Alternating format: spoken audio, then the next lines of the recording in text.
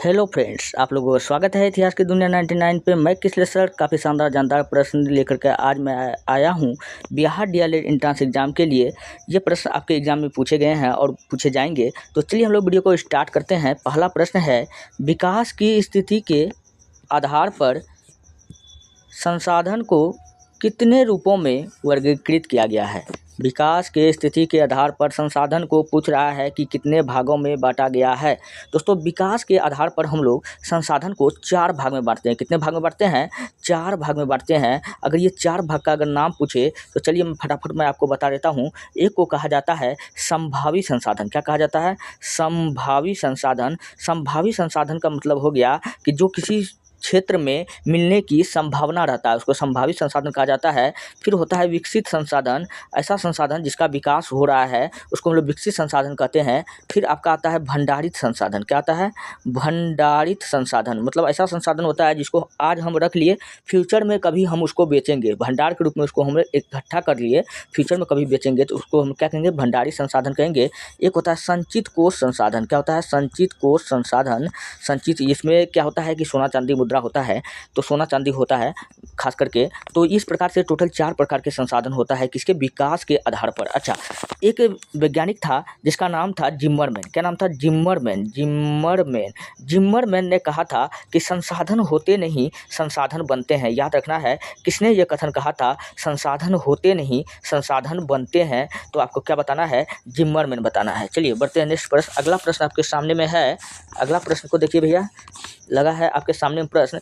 झारखंड में कोडरमा निम्नलिखित खनिजों में से किसका एक प्रमुख उत्पादक है? तो झारखंड में एक जगह पड़ता है कोडरमा, और यहीं पर एक प्रश्न याद रख लेना है, पूछा हुआ प्रश्न है। पार्श्वनाथ स्टेशन है। क्या है? पार्श्वनाथ स्टेशन है ये कोडरमा में। आप जब जाइएगा कोडरमा स्टेशन तो बगले में पार्श्वनाथ का क्या है? मंदिर मिलेगा आपको। चलिए, तो झारखंड में कोडरमा निम्नलिखित खनिजों में किसके लिए प्रमुख उत्पादन है? तो कोडरमा जो है वो अभ्रक के लिए प्रमुख उत्पादन क्षेत्र है। तो ऑप्शन नंबर 20 प्रश्न का क्या हो जाएगा? बिल्कुल राइट हो जाएगा। अच्छा, अभ्रक को हम लोग क्या कहते हैं? भूरा हीरा। क्वेश्चन पूछा जाएगा कि भूरा हीरा हम लोग किसको कहते हैं? तो भूरा हीरा भी भैया हम लोग किसको कहते हैं? अभ्रक कहते हैं। और अभ्रक उत्पादक क्षेत्र का अगर बात किया जाए तो अभ्रक उत्पादक क्षेत्र आंध्र प्रदेश का गुडूर क्षेत्र। तो गुडूर क्षेत्र जो है, गुडूर क्षेत्र ये कहाँ पड़ता है? आंध्र प्रदेश, एपी। तो आंध्र प्रदेश का गुडूर क्षेत्र अभ्रक उत्पादन के लिए फेमस है, और झारखंड का कोडरमा क्षेत्र अभ्रक उत्पादन के लिए फेमस है। अच्छा, झारखंड का सबसे अच्छा अभ्रक पूछे तो ये झारखंड का सबसे अच्छा अभ्रक आपको क्या बताना है? झारखंड का अच्छा अभ्रक आपको बताना है गुलाबी रूबी। क्या बताना है? गुलाबी रूबी। ये गुलाबी रूबी झारखंड का सबसे अच्छा अभ्रक है, आपको ये बात याद रखना है। चलिए बढ़ते हैं नेक्स्ट। अगला प्रश्न आपके सामने में है। अगला प्रश्न है, बाघ परियोजना की शुरुआत कब हुई थी? तो बाघ परियोजना की शुरुआत जो किया गया था 1973 में किया गया था। कब किया गया था? 1973 में किया गया था। इसके तहत बाघों को संरक्षण दिया गया। क्या किया गया? बाघों को संरक्षण देने के लिए सरकार ने टाइगर प्रोजेक्ट, जिसको हम लोग बाघ परियोजना कहते हैं, इसको चलाया गया। इसके तहत दोस्तों अगर बात किया जाए कि टोटल बाघ की संख्या पूछे कितना है, तो 2967 बाघ है। भारत में टोटल कितना बाघ है? 2967 बाघ है, जिसमें आपको याद रखना है कि 529 बाघ अकेले मध्य प्रदेश में है। कहाँ है?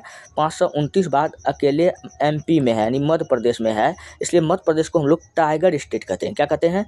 टाइगर स्टेट कहते हैं। तो आपको ये बात याद रख लेना है। बाघों की कुल संख्या कितना है? 2967। 529 बाघ टोटल कहाँ है? मध्य प्रदेश में। ये सारे प्रश्न पूछे जाते हैं, इसलिए मैं आपको बताता हूँ, आप लोग इनको याद कर लीजिएगा। दोस्तों, अगर आपको वीडियो अच्छा लगता है, हेल्पफुल लगता है, तब आप हमारे चैनल को सब्सक्राइब कर लीजिए और वीडियो को लाइक कर दीजिए। जितना हो सके अपने दोस्तों में शेयर कर दीजिए। और रोज क्लास का पीडीएफ आपका टेलीग्राम चैनल इतिहास की दुनिया 99 पर अपलोड हो जाता है। अगर आप पीडीएफ तक नहीं पहुंच पाते हैं तो क्या कीजिए, डिस्क्रिप्शन में पड़ा होगा लिंक, उनको क्लिक कीजिए और वहां से आप पीडीएफ ले सकते हैं। चलिए बढ़ते हैं नेक्स्ट। अगला प्रश्न आपके सामने में है।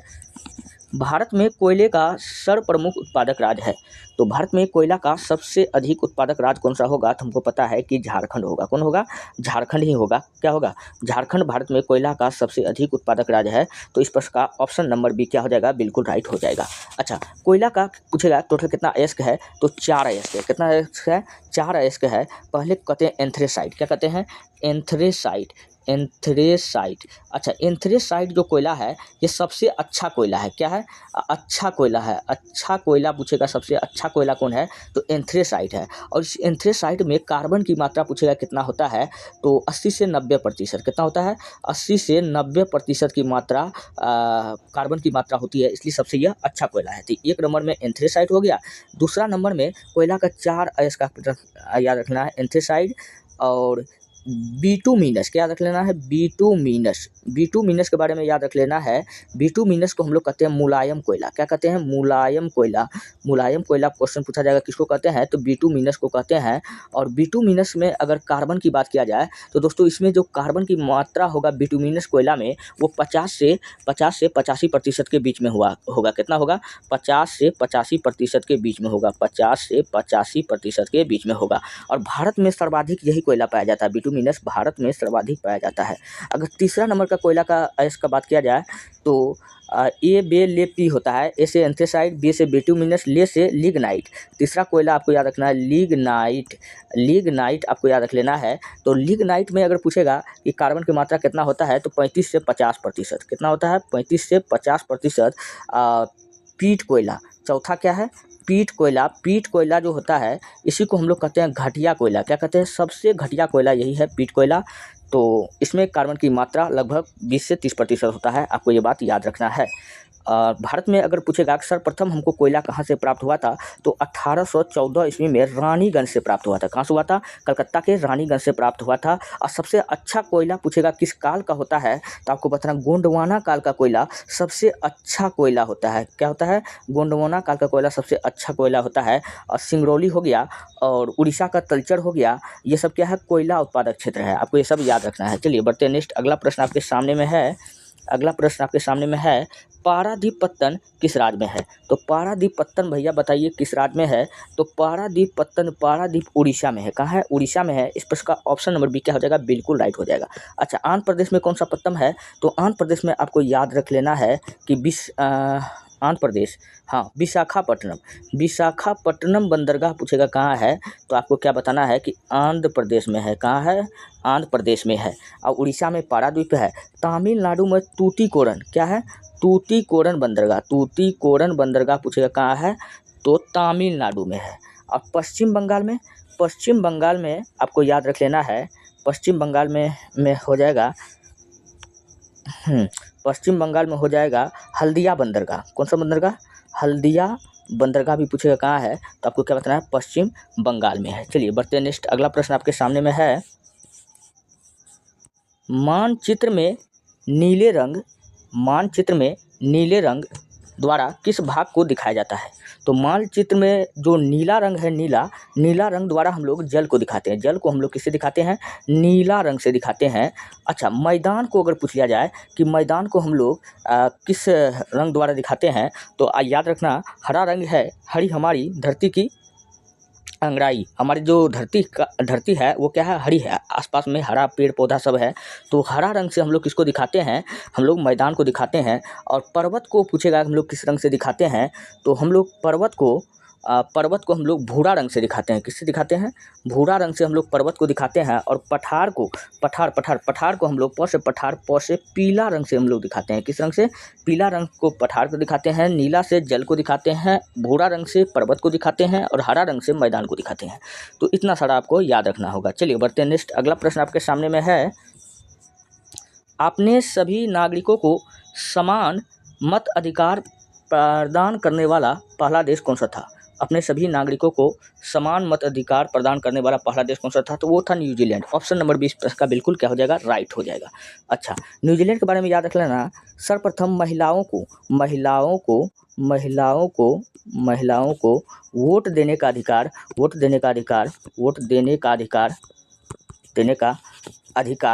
कौन देश दिया था? तो आपको बताना है कि न्यूजीलैंड ने ही दिया था। कौन दिया था? न्यूजीलैंड में सर्वप्रथम महिलाओं को वोट देने का अधिकार दिया गया था। चलिए बढ़ते हैं नेक्स्ट, अगला प्रश्न आपके सामने में है, पंचायती राज का वर्णन संविधान के किस अनुच्छेद में किया गया है? पंचायती राज व्यवस्था का वर्णन संविधान के किस अनुच्छेद में किया गया है? वो किया गया है आर्टिकल 40 में। किसमें किया गया है? आर्टिकल 40 में किया गया है। और आर्टिकल 40 में दोस्तों इसके लिए कौन सा संविधान किया गया, कौन सा संशोधन किया गया था? 73वां संविधान संशोधन।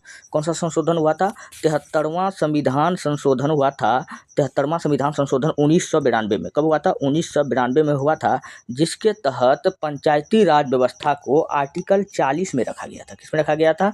आर्टिकल 40 में रखा गया था। इस प्रश्न का ऑप्शन नंबर ए क्या हो जाएगा? बिल्कुल राइट हो जाएगा। अच्छा, 74वां संविधान संशोधन किससे है? 73वां पंचायती राज व्यवस्था से अगर संबंध है, 73वां का संबंध किससे है? पंचायती राज व्यवस्था, पंचायती राज व्यवस्था। और 74वां है नगर निगम। किससे है? नगर निगम से है, नगर निगम से है। अच्छा, पंचायती राज व्यवस्था लागू करने वाला प्रथम राज्य भारत का पूछेगा कौन सा है? तो आपको बताना है राजस्थान का नागौर। क्या बताना है? राजस्थान का नागौर जिला। नागौर जिला में सर्वप्रथम पंचायती राज व्यवस्था लागू हुआ था। और पूछेगा कौन लगाया था? तो आपको बताना है कि बलवंत राय मेहता। कौन लगाया था? बलवंत राय मेहता कमेटी इसके लिए जिम्मेवार था। चलिए बढ़ते हैं नेक्स्ट, अगला प्रश्न आपके सामने में है, भारत में सर्वोच्च न्यायालय के न्यायाधीश की नियुक्ति कौन करता है? तो भारत में सर्वोच्च न्यायालय के न्यायाधीश की नियुक्ति कौन करता है? तो राष्ट्रपति करता है। तो इस प्रश्न का ऑप्शन नंबर बी क्या हो जाएगा? बिल्कुल राइट हो जाएगा। अच्छा, सर्वोच्च न्यायालय का अगर प्रावधान कहेगा कि किस आर्टिकल में है, तो सर्वोच्च न्यायालय का जो प्रावधान है आर्टिकल 124 में है। किसमें है? आर्टिकल 124 में है सर्वोच्च न्यायालय। आपको ये बात याद रखना है। और राष्ट्रपति करता है, और राष्ट्रपति का पद पूछेगा कि भारतीय संविधान के किस अनुच्छेद में है? तो आर्टिकल 52। क्या है? आर्टिकल 52 जो है भारत में राष्ट्रपति के पद के बारे में बताता है।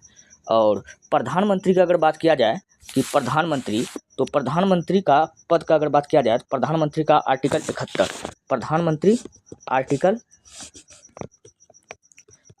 71 का संबंध किससे है? प्रधानमंत्री से है। फिर उसके बाद में आर्टिकल 63 उपराष्ट्रपति से है। उपराष्ट्रपति का आर्टिकल 63। चलिए बढ़ते हैं नेक्स्ट, अगला प्रश्न आपके सामने में है, उत्तम आशा आंतरिक की खोज किसने की थी? उत्तम आशा आंतरिक की खोज किसके द्वारा किया गया था? ये किया गया था वास्को डी गामा द्वारा। किसके द्वारा किया गया था? वास्को डी गामा द्वारा। और ये वास्को डी गामा कहाँ का यात्री था? तो आपको बताना है कि यह पुर्तगाल का दोस्तों, उत्तम आशा आंतरिक की खोज किसने की थी? इसी को हम लोग कहते हैं कैप ऑफ गुड होप। क्या कहते हैं? CAPE, cap of GOOD, good hope. और इसका खोज जो किया था बार्थोलोम्यो डियाज। कौन किया था? बार्थोलोम्यो डियाज। ये कहाँ का था? पुर्तगाल का था। कहाँ का था? पुर्तगाल का था। आपको ये बात याद रखना है। और इन्होंने कैप ऑफ गुड होप के बारे में किसको बताया था? वास्को डी गामा को बताया था। और वास्को डी गामा भारत आया था। और इसका क्वेश्चन पूछेगा कि उत्तम आशा का आंतरिक का खोज कब हुआ था? तो 1488 में। कब हुआ था? 1488 में। आपको याद रख लेना है, 1488 में इसका खोज हुआ था। चलिए बढ़ते हैं नेक्स्ट। अच्छा, यहाँ से मैं आपको और बताता हूँ, वास्को डी गामा पूछेगा भारत कब आया था? तो 1498 में आया था। अच्छा, मैगेलन के बारे में मैं आपको बताता हूँ। विश्व का चक्कर पूछेगा सर्वप्रथम किस व्यक्ति ने लगाया है? तो आपको क्या बताना है? मैगेलन ने। विश्व का चक्कर लगाने वाला व्यक्ति कौन है? तो मैगेलन है। मैगेलन ने क्या किया है? विश्व का चक्कर लगाया है। चलिए, कोलंबस ने क्या किया है? इन्होंने अमेरिका का खोज किया है। अमेरिका का खोज किया है कोलंबस, और अमेरिका का खोज कोलंबस किया है। चलिए बढ़ते हैं नेक्स्ट, अगला प्रश्न आपके सामने में है, चूड़ामन राय किस विद्रोह से संबंधित है? तो चूड़ामन राय आपको बताना है कि किस विद्रोह से संबंधित है। तो चूड़ामन राय जो है यह एक जाट नेता है। क्या है? यह एक जाट नेता है। यह किस विद्रोह से संबंधित है? यह चेरो विद्रोह से संबंधित है। किससे है? चेरो विद्रोह से संबंधित है। और चेरो विद्रोह पूछेगा कब हुआ था? 1800 में। कब हुआ था? 1800 में यह हुआ था। और चुआर विद्रोह की अगर बात किया जाए तो चुआर विद्रोह जो हुआ था ये भी 1800 के आसपास में हुआ था। चुआर विद्रोह 1769 में हुआ था। कब हुआ था? 1700, एग्जैक्ट डेट कब है?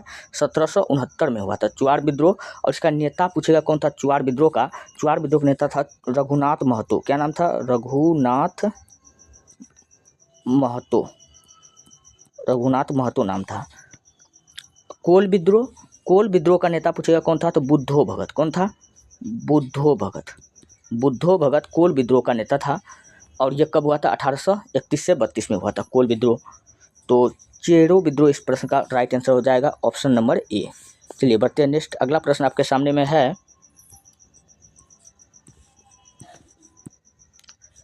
संयुक्त राष्ट्र महासभा के अध्यक्ष का कार्यकाल कितना होता है?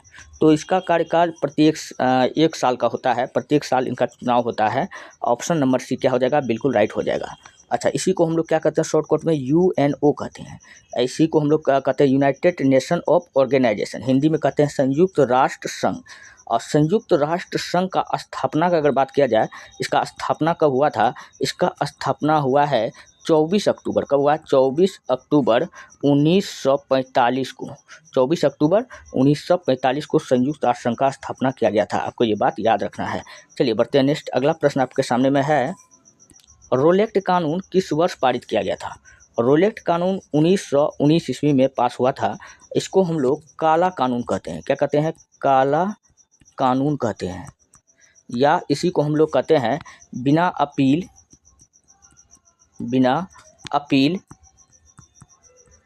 दलील और वकील का कानून भी कहते हैं। वकील का कानून कहते हैं। किसको कहते हैं? रोलेक्ट एक्ट को कहते हैं। इस कानून के तहत क्या होता था? रोलेक्ट एक्ट के तहत किसी भी भारतीय को पकड़कर सिर्फ शक के आधार पर जेल में डाल दिया जाता था। तो रोलेक्ट एक्ट 1919 में हुआ। इसका परिणाम क्या हुआ? जालियांवाला बाग की घटना हमको देखने को मिला। इस प्रश्न का ऑप्शन नंबर डी क्या हो जाएगा? बिल्कुल राइट हो जाएगा। दोस्तों, अगर आपको हमारा वीडियो अच्छा लगता है, हेल्पफुल लगता है, तब आप हमारे चैनल को सब्सक्राइब कर लीजिए और वीडियो को लाइक कर दीजिए। जितना हो सके अपने दोस्तों में शेयर कर दीजिए। मैं हर रोज़ आपके लिए काफ़ी शानदार जानदार प्रश्न लेकर के आता रहता हूँ। और रोज़ क्लास का PDF आपका टेलीग्राम चैनल इतिहास की दुनिया 99 पर अपलोड हो जाता है। वीडियो को डिस्क्रिप्शन में पड़ा होता है लिंक, उस पर क्लिक कीजिए और PDF लीजिए। मिलते हैं नेक्स्ट वीडियो में। धन्यवाद।